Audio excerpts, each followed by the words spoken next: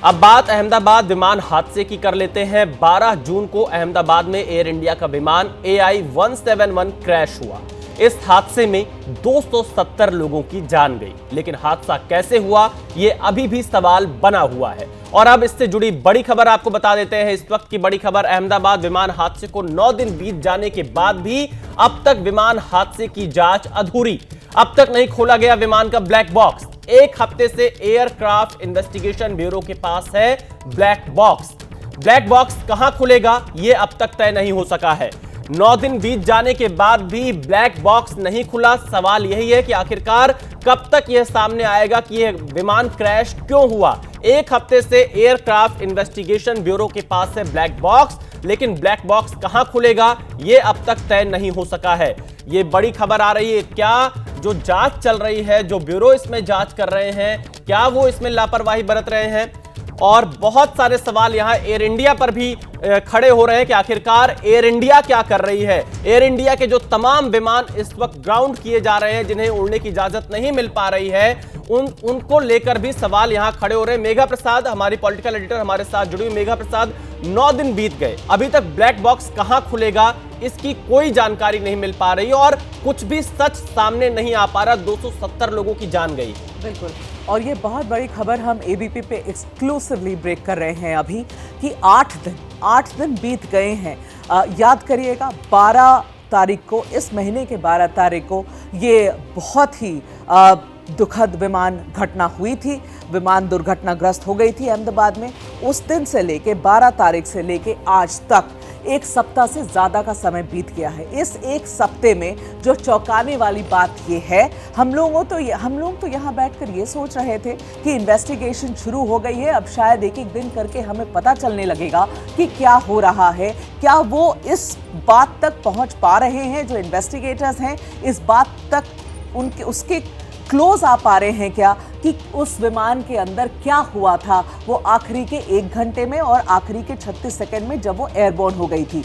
मगर हमें मालूम ये पता चला, देखिए इन्वेस्टिगेशन करने का काम AAIB का है, लेकिन इन्वेस्टिगेशन को फॉलो करने का काम मीडिया का है। और ये बात एक्सक्लूसिवली ABP पर अब हम आपको बता रहे हैं, दर्शकों से साझा कर रहे हैं कि AAIB ने अभी तक एयरक्राफ्ट इन्वेस्टिगेशन ब्यूरो जो है वो अभी तक एयरक्राफ्ट एक्सीडेंट इन्वेस्टिगेशन ब्यूरो, जिसको AAIB कहते हैं, वो अभी तक ये नहीं, इस पे निर्णय नहीं ले पाया है, ये डिसाइड नहीं कर पाया है कि ब्लैक बॉक्स के अंदर जो सॉकेट होती है, सॉकेट के अंदर जो चिप होता है, जिस चिप में सारी कॉन्वर्सेशन पायलट की, को पायलट की सारी कॉन्वर्सेशन दर्ज है, जब से वो कॉकपिट में आए तब से दर्ज है। हाँ। और जब से विमान तब तक दर्ज है, तब तक विमान क्रैश नहीं हो गई। हाँ। तो उस दौरान क्या बातचीत हुई, ये खोलने, उस चिप को बाहर निकालकर कंप्यूटर में डालकर सुनने की भी डिसीजन अभी तक उन्होंने ली नहीं है। प्रॉब्लम क्या आ गई है? प्रॉब्लम ये आ गई है, उन लोगों का ऐसा मानना है, और देखिए आप कुछ भी कहिए, आपका कुछ भी मानना हो, 8 दिन से ज्यादा का समय एक बहुत ही क्रिमिनल डिले है। ये क्रिमिनल डिले है क्योंकि ये हर किसी को वो समय देता है कि वो अपनी लॉबिंग स्ट्रांग करे, अपना पक्ष स्ट्रांग करे और अपने आप को इस पूरे हादसे से बाहर निकालने की कोशिश करे। एयरक्राफ्ट इन्वेस्टिगेशन ब्यूरो और एयर इंडिया, इन दोनों का रोल कितना आप देख रही हैं? देखिए इसमें completely role aircraft accident investigation bureau का ही है, AAIB। AAIB क्या है? AAIB एक ऐसी संस्था है जो कि जब भी प्लेन क्रैश करता है भारत में, उस प्लेन क्रैश की इन्वेस्टिगेशन, उसकी पूरी जांच AAIB करती है। AAIB एक सरकारी संस्था है। ये किसको रिपोर्ट करती है? ये आपके सिविल एविएशन मिनिस्ट्री को रिपोर्ट करती है। तो ये भारत सरकार की एक बॉडी है जो एयरक्राफ्ट इन्वेस्टिगेशन, एयरक्राफ्ट जब क्रैश होता है उसके इन्वेस्टिगेशन में लगती है। ये लगी हुई है। इनके जो मुख्य अधिकारी हैं वो अभी भी अहमदाबाद में हैं। और जो ब्लैक बॉक्स है ये इनके हाथ में किस दिन पड़ा था? मैं खुद अहमदाबाद में थी जिस दिन क्रैश हुआ ये प्लेन, उसकी रात ही हम लोग पहुंच गए थे और सुबह सबसे पहली जो खबर हमें आई थी, हमने ब्रेक भी करी थी चैनल पे वो ये थी भाई कि ब्लैक बॉक्स, दोनों ब्लैक बॉक्स, जो कॉकपिट में था वो भी ब्लैक बॉक्स और जो टेल में रहता है दोनों बरामद हो गया। फिर बीच में एक खबर, मुझे लगता है तो प्लांट ही की गई थी ये खबर, कि उसमें से एक ब्लैक बॉक्स डैमेज्ड है और इसीलिए शायद हमें समय लग रहा है ये सोचने के लिए कि हम क्या करें उस ब्लैक बॉक्स को, क्या भारत में रिट्रीव किया जाए उस ब्लैक बॉक्स के अंदर जो चिप है जिसमें की सारी बातें पायलट और को पायलट की दर्ज है, उस चिप को हम भारत में निकालें या हम बाहर डिले क्यों हो रहा है? डिले के पीछे वजह क्या है? आखिरकार एयरक्राफ्ट इन्वेस्टिगेशन ब्यूरो जिसके पास ब्लैक बॉक्स है वो इतना समय क्यों ले रहा है कि 8 दिन तक वो इसको खोल नहीं पा रहा है? क्या कोई तकनीक की कमी है या फिर इसे कहीं बाहर भेजने का कोई फैसला लिया जा रहा है? समस्या कहां पर आ रही है? अधिकारी डिले क्यों कर रहे हैं? देखिए विशाल, पॉइंट ये है, यहाँ पर समझने की बात है, 8 दिन से ज्यादा का वक्त निकल गया है, ठीक है। एक ही बॉडी है, there is only one body, the aircraft accident investigation bureau, जो ये डिसाइड करेगी कि उस ब्लैक बॉक्स के अंदर जो चिप है उसको कहां रिट्रीव करना चाहिए। क्या अब उनके भारत में भी AAIB के पास 3-4 ऐसे लोकेशंस हैं, ऐसे लैब्स हैं जहां की उस चिप को आप बाहर निकाल सकते हैं और फिर चिप से सुना जाए कि उसके अंदर क्या बातचीत दर्ज है। तभी तो आपको पता चलेगा कि कॉकपिट में क्या हुआ, कि इनफैक्ट आखिरी के सेकंड्स या क्यों मिनट में क्या एग्जैक्टली गड़बड़ हुई इस एयरक्राफ्ट के अंदर कि प्लेन क्रैश हो गया। तो ये जो बात है ये सिर्फ एयरक्राफ्ट एक्सीडेंट इन्वेस्टिगेशन ब्यूरो के ही परव्यू में, उनके ही डोमेन में ये डिसीजन है, ये निर्णय होगा कि वो क्या करना चाहते हैं इस चिप का। क्या वो भारत में अपने किसी लैब में उसको रिट्रीव करना चाहते हैं या उसे बाहर भेजना चाहते हैं। अब जब बाहर भेजने की बात है तो आपके पास ऑप्शंस 3 है, एक यूनाइटेड स्टेट्स ऑफ अमेरिका है, एक यूनाइटेड किंगडम है और एक सिंगापुर है। ये 3 जगह आप भेज सकते हैं। किसको भेजेंगे आप वहां? जो AAIB की पैरेलल बॉडीज इन सारे देशों में है, ये वहां भेजेंगे। और ये कोई एबनॉर्मल सी बात नहीं है, ऐसा पहले भी किया गया है। एयरक्राफ्ट इन्वेस्टिगेशंस बहुत जगह पे देखा गया है, एक यूनिवर्सल अफेयर होता है। क्यों? क्योंकि उसमें अलग अलग बॉडीज आती हैं, अलग अलग देश भी उसमें जुड़ते हैं। AAIB के पास अपनी खुद की लैब है, जो हमें जानकारी मिली कि DFDR एंड CVR लैब है, जिसका उद्घाटन जो सिविल एविएशन मिनिस्ट्री है उन्होंने हाल ही में उनके मंत्री के द्वारा किया गया था। तो आखिरकार एयरक्राफ्ट इन्वेस्टिगेशन ब्यूरो क्या इसको करने में असफल है अब तक? क्या कोई उन्हें ऐसी समस्या आ रही है जो वो बताना नहीं चाह रहे हैं? देखिए, अगर समस्या आ रही है तो 8 दिन का आप डिले क्यों करेंगे विशाल? समस्या आ रही है तो आप समस्या का समाधान करेंगे ना। 8 दिन से आप इस बात पर बैठे हुए हैं कि उस चिप का आपको क्या करना है। इनफैक्ट आप चिप कहां रिट्रीव करेंगे? चिप तो रहने दीजिए, चिप तो वो सॉकेट के अंदर, और सॉकेट वो बॉक्स के अंदर जिसको हम ब्लैक बॉक्स कहते हैं, वो पड़ी हुई है। वो ब्लैक बॉक्स जस की तस पड़ी हुई 8 दिन हो गए हैं। क्या हमारी ये जिम्मेदारी नहीं है? क्या AAIB की ये जिम्मेदारी नहीं है? क्या एयर इंडिया की ये जिम्मेदारी नहीं है? क्या DGCA की ये जिम्मेदारी नहीं है कि जितने लोग जिन्होंने अपनी जान गंवाई इस हादसे में, मुफ्त में जिनकी जान गई है, क्या उनके परिवारजनों को कोई जवाब दिया जाए? आप इतना समय सिर्फ इसी को डिसाइड करने में लगा रहे हैं कि वो चिप, जो ब्लैक बॉक्स के अंदर चिप है, जिस चिप में सारी बातें दर्ज है, उस चिप को आप भारत में निकालेंगे या बाहर निकालेंगे। देखिए, बीच में इन्होंने इस हफ्ते में इन्होंने एक बात ऐसी कही थी, सब सूत्र के, कोई ऑफिशियल आधिकारिक तरीके से कोई कुछ नहीं कह रहा, सब सूत्र के हवाले, कि उसमें से एक ब्लैक बॉक्स डैमेज हो गया है और क्योंकि वो डैमेज हो गया है तो इस बात का डर है कि जब हम वो चिप को रिट्रीव करेंगे तो शायद वो डैमेज हो जाए और हम सुन न पाए। चलिए, अगर आपकी यही ये प्रॉब्लम थी और आपको ये डर था कि कहीं चिप डैमेज ना हो जाए, तो यहाँ 3 बड़े-बड़े देश बैठे हैं ना, वो भी तो इंतजार कर रहे हैं। इनफैक्ट मैं आपको ये भी बताऊं कि ब्रिटिश हाई कमीशन से कई सवाल पूछे जा रहे हैं भारत सरकार को कि आप ये इन्वेस्टिगेशन का क्या कर रहे हैं, कब तक करेंगे, प्रिलिमिनरी रिपोर्ट कब तक आएगी? देखिए, जांच तो बिल्कुल आना चाहिए। 9 दिन हो गया है, आपने ये बड़ी खबर ब्रेक की है और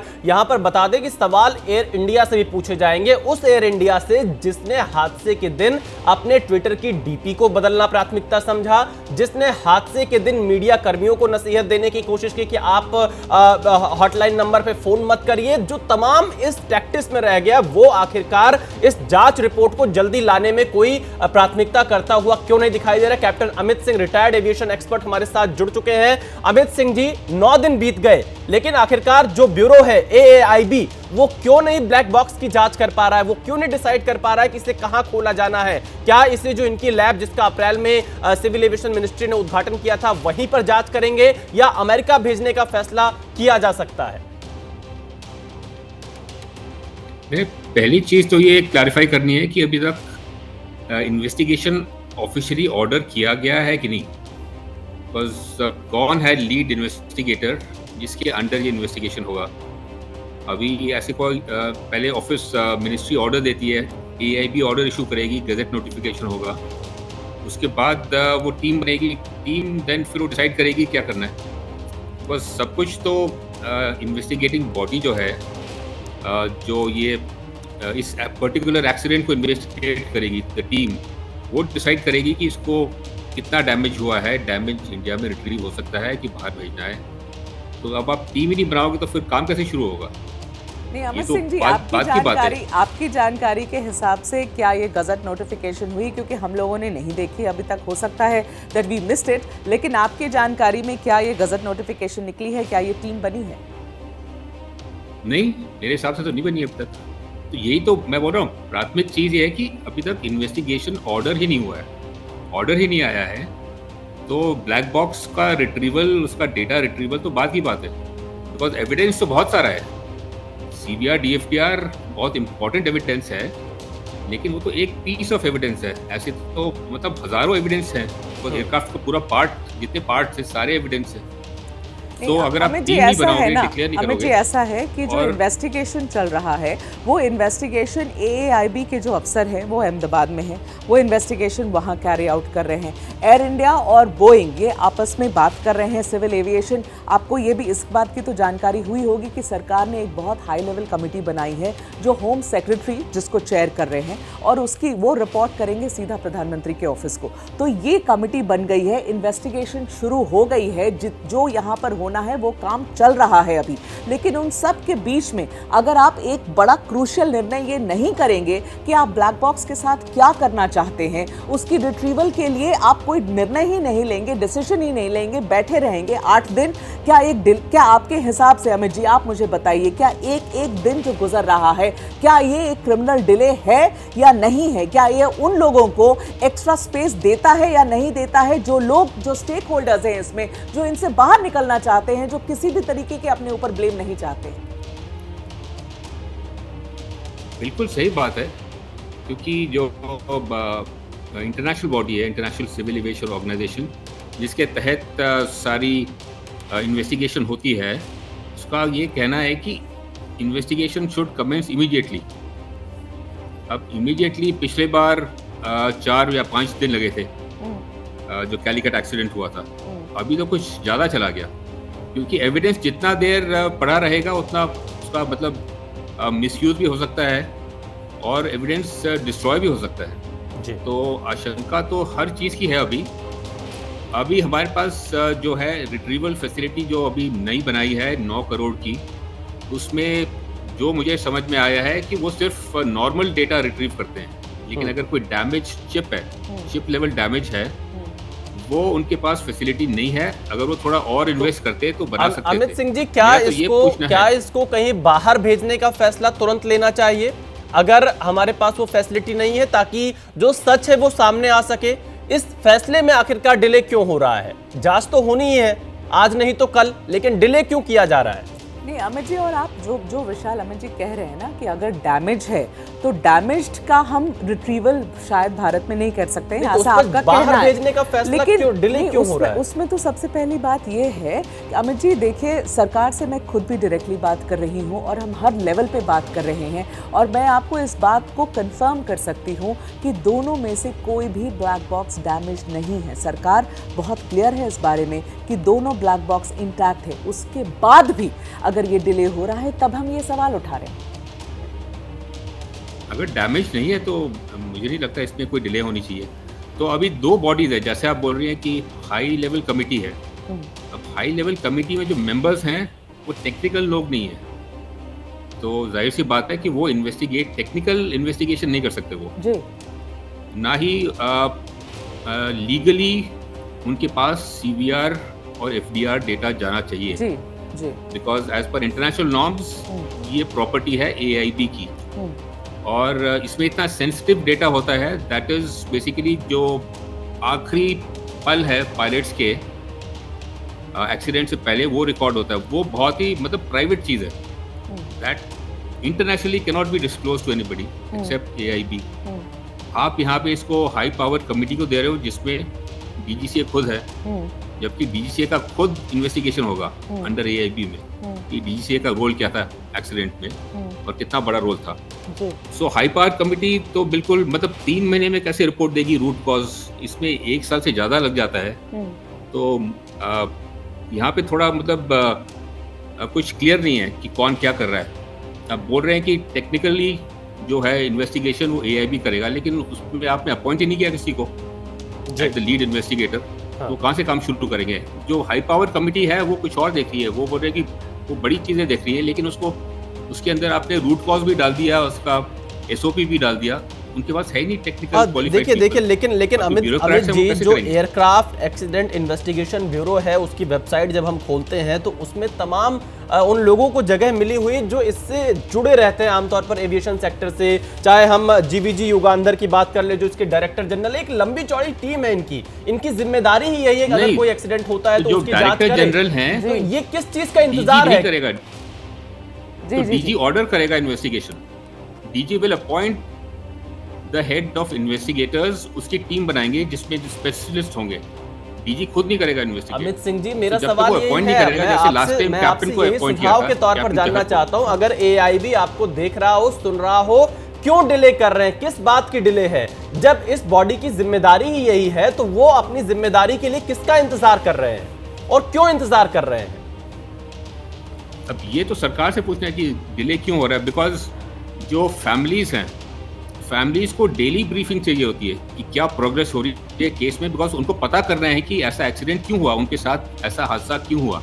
मतलब तो अमित जी देखिए ना, आपने बिल्कुल सही पॉइंट पकड़ा है। आपने बिल्कुल exactly you have hit the nail on the head. आपने बिल्कुल सही बात कही है कि ये तो सरकार को बताना चाहिए। इसलिए अब मैं आपको इसकी पूरी कॉन्टेक्स्ट बताती हूँ। सरकार से हम लोग कॉन्स्टेंटली बात कर रहे हैं, कॉन्स्टेंटली सवाल पूछे जा रहे हैं। अब ऐसा है कि ये जो हाई पावर्ड कमेटी बैठी है, जो बनी है, जिसको चेयर कर रहे हैं होम सेक्रेटरी, उस हाई पावर्ड कमेटी से भी, सरकार में उसके ऊपर भी, उसके नीचे भी, मंत्रालय में भी, हर जगह हम लोगों ने बात करी है और हर जगह से जवाब सिर्फ एक ही आया है कि इस चिप की रिट्रीवल की जो बात है, ब्लैक बॉक्स के अंदर जो बातें दर्ज है उसको सुनने की, इन्वेस्टिगेशन शुरू करने की बात है। वो किस बात का इंतजार कर रहे हैं? वो सिर्फ इसी बात का इंतजार कर रहे हैं कि एएआईबी अपनी डिसीजन ले ले कि वो यहाँ ये काम करना चाहती हैं या अब्रॉड में ये काम करना चाहती है। ये सिर्फ और सिर्फ उनका डिसीजन होगा, क्योंकि ये सिर्फ और सिर्फ टेक्निकल बेसिस पे ही ये निर्णय लेना है कि ये यहाँ इनकी कैपेबिलिटी है कि यहीं पर वो चिप को निकाल ले, यहीं पर वो इन्वेस्टिगेशन शुरू कर दे, या इनको बाहर भेजना है। इसमें किसी भी तरीके का पॉलिटिकल इंटरफेरेंस नहीं हो सकता है। इसमें ना मंत्रालय कुछ कह सकती है, ना सिविल एविएशन मंत्रालय कहेगा, ना वो मंत्री कहेगा, ना ये हाई पावर्ड कमेटी कहेगी, ना इस सरकार में बड़े लोग, कोई भी नहीं कहेगा। इसमें कुछ भी इनकी दखल हो ही नहीं सकती। ये सिर्फ और सिर्फ एक टेक्निकल इशू है जो एएआईबी को, सरकार को इन्फॉर्म करना है। सरकार इंतजार कर रही है कि एएआईबी, जो कि सरकारी ही बॉडी है, कि भाई वो हमें इन्फॉर्म करे, वो हमें बताए कि चिप को हमें क्या करना है, हमें कहां रिट्रीव करना है। तो एएआईबी को 9 दिन का समय क्यों लग रहा है ये समझने में कि वो अपने ही, या तो वो अपने लखनऊ वाले उनकी लैब है वहां पे निकाल लें, दिल्ली वाली जो लैब है वहां पे निकाल लें, उनके अन्य लैब है भारत में वहां निकाल लें, या फिर आपको विदेश भेजना तो विदेश भेजें।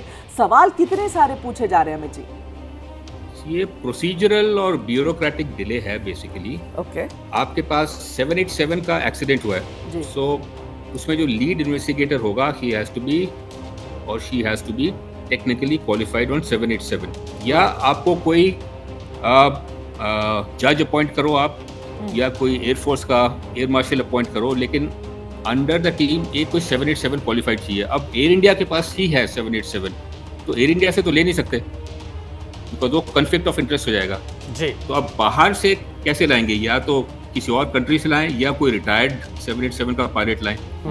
तो ये है प्राइमरी डिले जो मुझे समझ आ रहा है जी। बस अगर किसी और एयरक्राफ्ट का एक्सीडेंट होता तो इमीडिएटली स्टार्ट हो जाता है। तो देखिए यहाँ पर रिटायर्ड कैप्टन अमित सिंह बता रहे हैं कि आखिरकार क्या वजह हो सकती है डिले की, लेकिन बड़ा सवाल यह है कि 9 दिन बीत जाने के बाद भी एएआईबी आखिरकार ये फैसला क्यों नहीं ले पा रहा कि ब्लैक बॉक्स कहां खुलेगा, क्योंकि पूरा देश इस चीज का इंतजार कर रहा है कि सच सामने आना चाहिए। और वहीं ये शायद पहली बार है जब इजराइल के प्रधानमंत्री बेंजामिन नेतन्याहू बैकफुट पर दिखाई दे रहे हैं। क्या ईरान की ताकत को बेंजामिन सही से भाप नहीं पाए, या फिर ट्रंप के यूटर्न ने इजराइल को जंग की जमीन पर बिल्कुल अकेला छोड़ दिया? दरअसल इजराइल के शहरों के भीतर से ईरान के अटैक की जो तस्वीरें सामने आ रही हैं, वैसी तस्वीरें अब से पहले कभी नहीं देखी गई थी। इजराइल के स्टॉक एक्सचेंज से लेकर मोसाद के हेडक्वार्टर तक को ईरान ने निशाना बनाया और खामनेई की मिसाइलें इजराइल के डिफेंस सिस्टम को भेजते हुए तेल अवीव तक तबाही मचा रही हैं। और इसीलिए बेंजामिन नेतन्याहू पहली बार कुछ डरे डरे से दिखाई दे रहे हैं।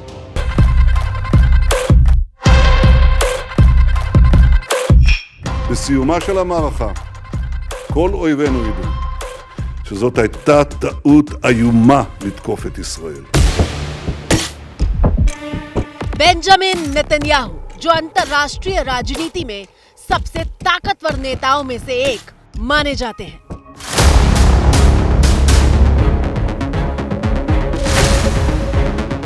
When someone comes to kill you, rise and act first. This is exactly what Israel has done today. Benjamin, जिन्हें आक्रामक और निर्णायक नेतृत्व के लिए जाना जाता है।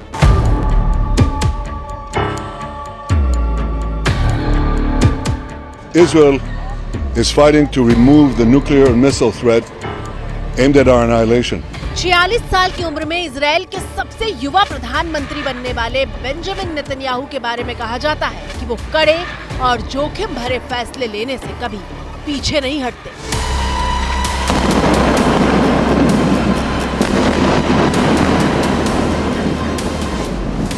אנחנו נחסל את החמאס, אנחנו נביא ניצחון.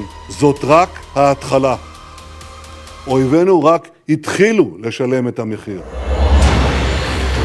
पूरे विश्व में बेंजामिन नेतन्याहू की छवि एक ऐसे कठोर नेता की है जिसकी कूटनीति की सराहना भी कई मुल्क करते हैं।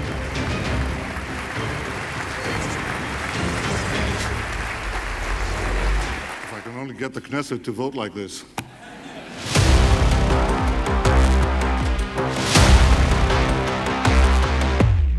अपने समर्थकों के बीच किंग बीबी के नाम से पुकारे जाने वाले नेतन्याहू पिछले कई दशकों से अपने फौलादी फैसलों के लिए मशहूर रहे हैं। लेकिन इजराइल और ईरान के बीच छिड़ी जंग में फौलाद की ये दीवार कुछ पिघलती हुई सी दिखाई दे रही है।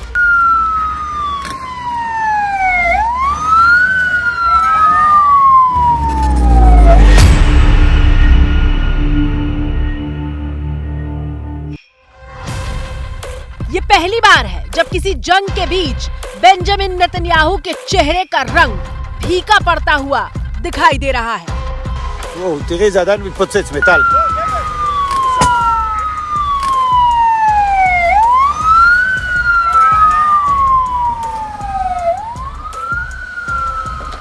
दरअसल इजराइल हमेशा से ये दावा करता रहा है कि दुश्मन कितना भी ताकतवर क्यों ना हो, उसके सुरक्षा कवच को भेद नहीं सकता।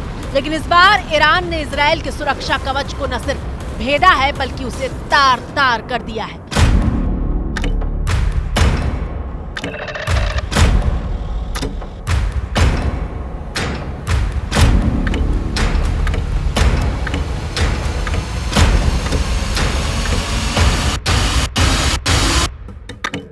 आग की लपटों के चक्रव्यूह में घिरी ये कोई सामान्य इमारत नहीं बल्कि इजराइल के बीरशेबा शहर में मौजूद माइक्रोसॉफ्ट का दफ्तर है, जो ईरान के मिसाइल हमले में नस्तानाबूद हो गया है। लगातार दूसरा दिन है जब इजराइल के बीरशेबा शहर पर मिसाइल अटैक हुआ है। इससे पहले गुरुवार को ईरान के बीरशेबा के एक अस्पताल पर हमला हुआ था जिसमें 50 से ज्यादा लोग घायल हो गए थे। अपनी स्क्रीन पर मौजूद इन तस्वीरों को देखिए जहां इमारतों का जर्रा जर्रा तबाह दिखाई दे रहा है। क्या कभी इजराइल के किसी शहर में मची तबाही की ऐसी तस्वीर देखी थी आपने? इजराइल और गजा से आने वाली तस्वीर के बीच मानो कोई फर्क ही नहीं बचा। जब से नेतन्याहू ने हमास के खिलाफ युद्ध का ऐलान किया था तब से गजा से ऐसी ही तबाही की तस्वीरें सामने आती रही हैं। लेकिन इस बार इजराइल की इमारतें उजड़ रही हैं।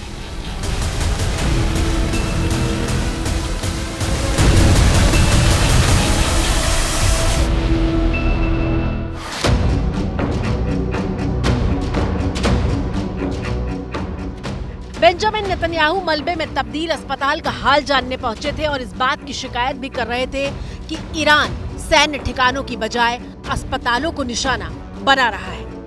We're targeting military sites. We're targeting nuclear sites. We're targeting missile sites. They're targeting a hospital. In this hospital, there are patients who are immobile. They can't even move. Right next to it is a children's ward, a baby's ward, infants.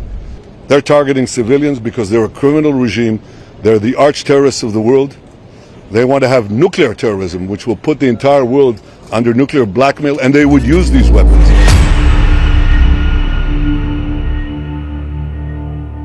थोड़ा सा अभी back foot पे दिखाई देता है Israel. Back foot पे तो नहीं है, क्योंकि वो छोड़ेगा नहीं।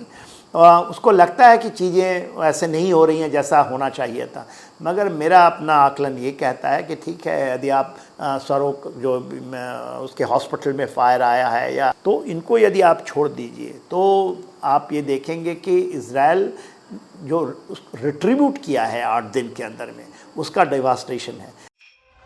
नेतन्याहू की फौलादी दीवार कैसे पिघली है उसे साबित करने के लिए एक वीडियो भी सोशल मीडिया पर वायरल हो रहा है, जब मलबे वाले अस्पताल का निरीक्षण करने के लिए नेतन्याहू पहुंचे थे और मीडिया से बात कर रहे थे। उसी वक्त अचानक कुछ आवाज सुनते हैं और चौंक कर पीछे देखने लगते हैं।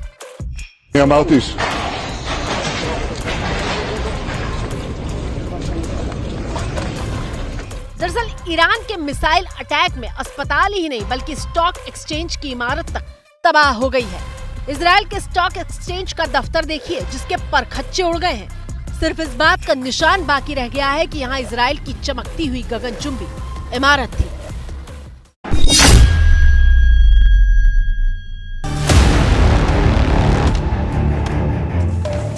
सबसे ज्यादा चौंकाने वाली खबर उस वक्त आई जब कहा गया कि ईरान की मिसाइल ने इजराइल की खुफिया एजेंसी मोसाद को निशाना बनाया है।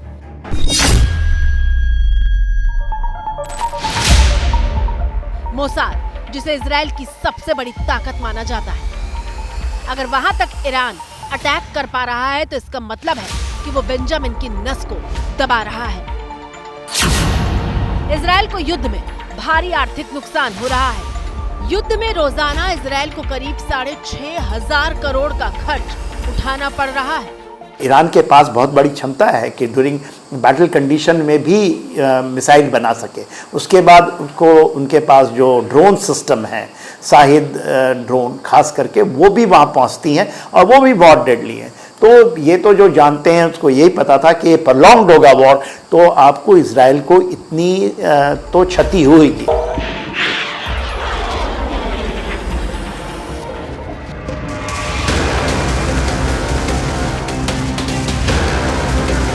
इजराइल के आयरन डोम को उसका अभेद्य सुरक्षा कवच माना जाता है, लेकिन ईरान के अटैक के बाद इजराइल के डिफेंस सिस्टम पर भारी दबाव है।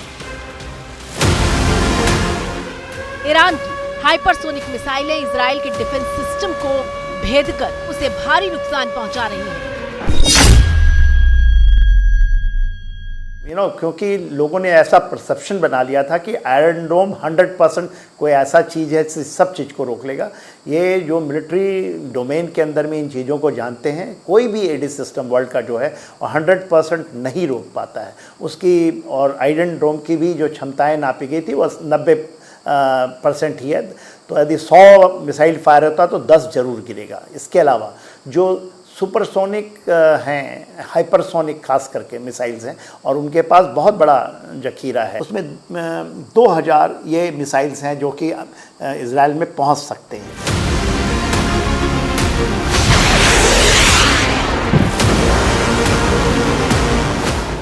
दरअसल ईरान की सेना ने अपनी नई पीढ़ी की बैलिस्टिक मिसाइलों का इस्तेमाल किया है।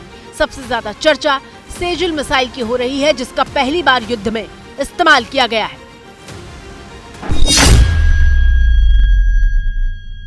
सेजल मिसाइल की खासियत यह है कि ये सॉलिड फ्यूल पर चलती है, जिसके चलते इसे बेहद ही आसानी से लॉन्च किया जा सकता है। जबकि जो दूसरी तरह की मिसाइलें होती हैं वो लिक्विड फ्यूल पर चलती हैं और उन्हें चलाने से पहले यानी दागने से पहले भरने की जरूरत होती है। सेजल मिसाइल को चलते फिरते मोबाइल लॉन्चर से भी दागा जा सकता है, जिसके चलते इसे लॉन्च करने के बाद आसानी से छिपाया भी जा सकता है। लेकिन ईरान अब तो एक कदम और आगे बढ़ गया है। इजराइल के खिलाफ ईरान ने अब वो हथियार निकाला है जो दुनिया भर में प्रतिबंधित है।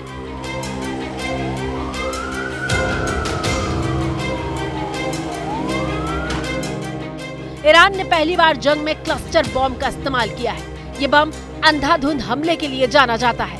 क्लस्टर बम अपने साथ कई छोटे छोटे विस्फोटक लेकर चलते हैं और हवा में ही उस बम के अंदर से वो विस्फोटक निकलते हैं, जिसकी वजह से वो एक बड़े इलाके को तबाह कर देने की ताकत रखते हैं। इस बम से निकलने वाले छोटे छोटे विस्फोटकों का रेडियस 8 किलोमीटर तक का होता है।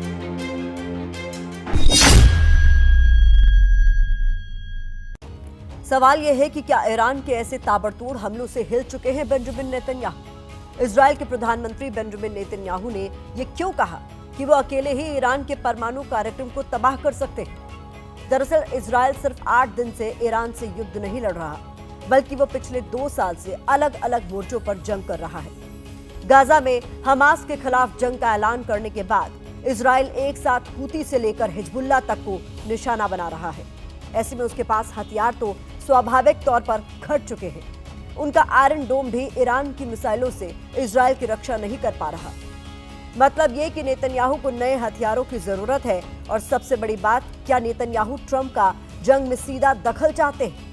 इस सवाल के जवाब के लिए बेंजामिन नेतन्याहू का ताजा बयान सुनिए। मैं इस बात के लिए दृढ़ निश्चित हूं कि अपना लक्ष्य हासिल करेंगे। उनके तमाम परमाणु कार्यक्रम को मिटा देंगे। हम ऐसा कर सकते हैं, लेकिन अमेरिकी राष्ट्रपति ट्रंप इसमें शामिल होंगे या नहीं, ये उनका फैसला है। अमेरिका के हित में जो होगा वो ट्रंप करेंगे और मैं वो करूंगा जो इजराइल के हित में है। और मैं ये कहना चाहता हूं कि इस वक्त पर हर तरह की मदद का स्वागत है। इजराइल के प्रधानमंत्री बेंजामिन नेतन्याहू ने साफ कर दिया है कि अमेरिका साथ दे या न दे, वो पीछे नहीं हटेंगे और जरूरत पड़ी तो ईरान के साथ अकेले ही आर पार की जंग लड़ेंगे। That's what the Ayatollah Khamenei says that he would do. He would use these weapons to wipe Israel off the map. Well, he's not going to. We're not going to let him.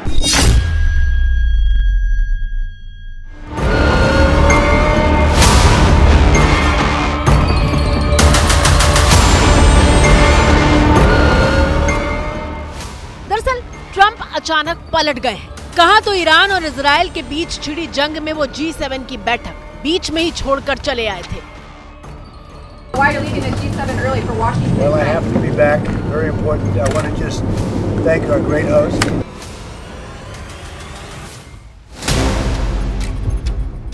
दूसरी तरफ Benjamin Netanyahu Israel का साथ देने के लिए Trump का शुक्रिया अदा करने से नहीं थक रहे थे और बार बार बता रहे थे कि ईरान के खिलाफ जंग में ट्रंप उनके साथ ढाल की तरह खड़े हैं। אני מבקש להודות לנשיא טראמפ, ידיד גדול מאוד של מדינת ישראל. אני מודה לו על ההתייצבות לצידנו, אני מודה לו על התמיכה שארצות הברית מסייעת לנו בהגנה על שמי ישראל. אנחנו משוחחים ברציפות. ट्रंप ने भी यही संकेत दिए थे कि ईरान बिना शर्त सरेंडर करे वरना बहुत बड़ा हमला होगा। Are you possible? Is that possible in the next 24 or 48 hours? Certainly possible. Complete give up. Trump की चेतावनी का ईरान के सुप्रीम लीडर आयतुल्लाह खामेनेई ने टका सा जवाब देते हुए कहा था कि कुछ भी हो जाए ईरान कभी भी सरेंडर नहीं करेगा। اینی که به ملت ایران بگم بیایید تسلیم بشید حرف عاقلانه ای نیست. تسلیم چی بگم؟ ملت ایران تسلیم شدنی نیست. अमेरिकी राष्ट्रपति ट्रंप ने पूरा माहौल बनाया और वॉर रूम में बैठकों की खबरें लगातार आती रही। ऐसा लग रहा था कि किसी भी पल इजराइल के साथ साथ अमेरिका भी ईरान पर अटैक कर सकता है, लेकिन गुरुवार को खबर आई कि ईरान के न्यूक्लियर कार्यक्रम के खिलाफ छिड़ी जंग में ट्रंप इजराइल का साथ देंगे या नहीं, इसका फैसला वो अगले 2 हफ्तों के भीतर लेंगे। तो क्या ट्रंप ने इजराइल को जंग में अकेला छोड़ दिया? क्या माहौल बनाकर ट्रंप ने मूड बदल दिया? अमेरिका इजराइल को अकेला तो कभी छोड़ ही नहीं सकता, क्योंकि इजराइल को अमेरिका ने 1948 में मिडिल ईस्ट में बसाया ही इसलिए था ताकि मिडिल ईस्ट की ऑयल प्रोड्यूसिंग कंट्रीज में अमेरिका का प्रभुत्व बना रहे। लेकिन हाँ, डायरेक्टली वो नहीं आएगा। एट प्रेजेंट ईरान के अंदर 100% एयर सुपीरियरिटी हासिल कर चुका है इजराइल। तो इजराइल बॉम्बिंग कर सकता है, कारपेट बॉम्बिंग कर सकता है, बड़े बड़े बम कर सकता है। अमेरिका ने 14 कार्गो प्लेन ऑलरेडी इजराइल के पास भेज दिए। तो मैं समझता हूँ कि इजराइल को परोक्ष हेल्प की आवश्यकता ही नहीं है, अपरोक्ष मदद ही इजराइल के लिए काफ़ी है। ईरान के खिलाफ जंग में इजराइल बिना अमेरिका के कुछ नहीं कर पाएगा, और ऐसा हम इसलिए कह रहे हैं क्योंकि ईरान का परमाणु ठिकाना पहाड़ और चट्टान के लगभग 300 फीट मोटी तह के नीचे मौजूद है, जहां इजरायली बमों का कोई असर नहीं होगा। 13 जून को इजराइल ने ईरान के खिलाफ ऑपरेशन राइजिंग लॉयन शुरू किया था। इस ऑपरेशन के तहत इजराइल ने ईरान के नतांज परमाणु साइट को तगड़ा नुकसान पहुंचाया। इजरायली हमले में वहां के 15,000 सेंट्रीफ्यूज भी नष्ट हो गए थे, लेकिन ईरान के परमाणु कार्यक्रम को इस हमले में सीमित नुकसान पहुंचा है, क्योंकि इजराइल के पास उसे पूरी तरह बर्बाद करने की क्षमता नहीं है। और यहीं पर एंट्री होती है अमेरिका की, क्योंकि इस काम के लिए इजराइल को ट्रंप की जरूरत है। दरअसल अमेरिका के पास GBU-57 बंकर बस्टर बम है, जो जमीन के सैकड़ों फीट भीतर मौजूद गहरे बंकरों को तोड़ने की ताकत रखते हैं। जुलाई के पहले हफ्ते में विदेश दौरे पर जाएंगे प्रधानमंत्री नरेंद्र मोदी। सूत्रों के हवाले से बड़ी खबर आ रही है। कैरेबियन देश त्रिनिदादो एंड टोबैगो का दौरा करेंगे प्रधानमंत्री मोदी। अर्जेंटीना भी जाने का कार्यक्रम है। वहीं 5 से 8 जुलाई तक ब्राजील के दौरे पर रहेंगे प्रधानमंत्री मोदी। सूत्रों के हवाले से बड़ी खबर आ रही है। आपको बता दें, ब्राजील के रियो डी जेनेरियो में ब्रिक्स शिखर सम्मेलन का आयोजन होना है।